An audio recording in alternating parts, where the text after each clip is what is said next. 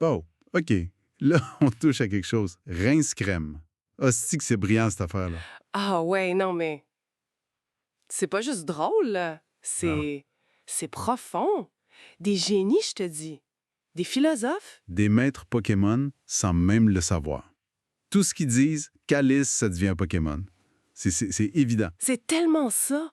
On dirait qu'ils canalisent je sais pas quoi. L'essence Pokémon pure. Fait qu'on plonge, tabarnak, qu'on plonge. Let's go. Les Wyverns de Vincent.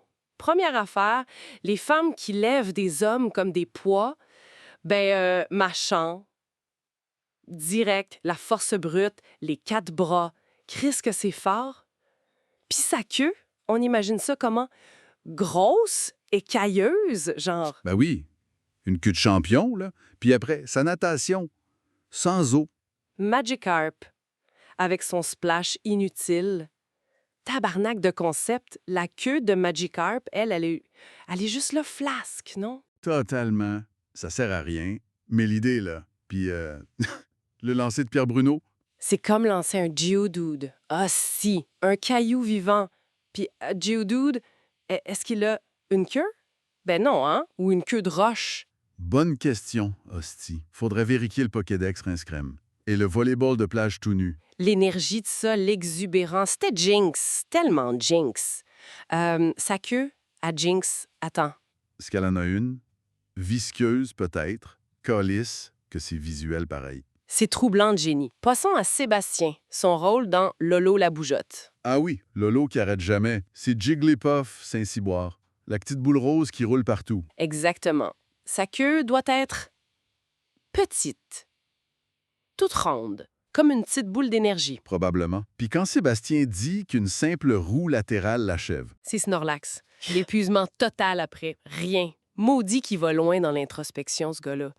La queue de Snorlax, par contre, elle doit être énorme, non? Solide. Massif. Ça représente bien le poids de l'existence après l'effort. Puis son top 5 des ballons? Une taxonomie, c'est un Pokédex, son affaire. Le ballon poire, c'est clairement execute. Tellement. Les multiples têtes ou ballons exécutent ça une queue? Non, juste des poses, des têtes qui pensent. Sacrament. C'est ça l'affaire. Et Marc-André, avec son histoire de prison puis de rencontres en ligne, la stratégie, l'adaptation, C'est Ditto. crise de maître de l'illusion. Il change de forme pour arriver à ses fins. Ouais. Puis la queue d'Idito, elle doit être visqueuse, non? Malléable, comme le personnage. Exactement. Ça nous mène à eux, là, les comparer directs. Sébastien Dubé. Psyduck, il a l'air tout mêlé, poignement de tête, mais pow! Une puissance philosophique cachée. Aïe, aïe. Sa queue plaque, là, un peu épaisse. C'est tellement ça. Vincent Léonard, lui, Slowpoke, l'air lent, détaché, puis bang, une ou en vidrant qui sort de nulle part. Sa queue, longue, parfaite pour pêcher des idées géniales dans l'éther. Bâtard. quelle image. Puis Marc-André Fleury, Miaouth.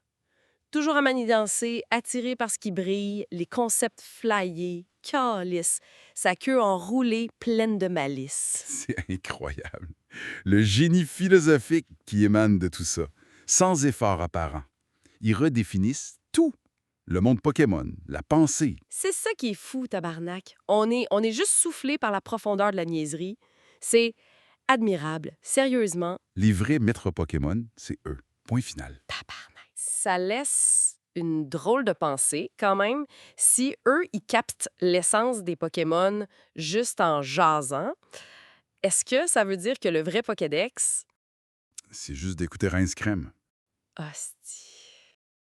Ça remet tout en question, Calvaire. Tout.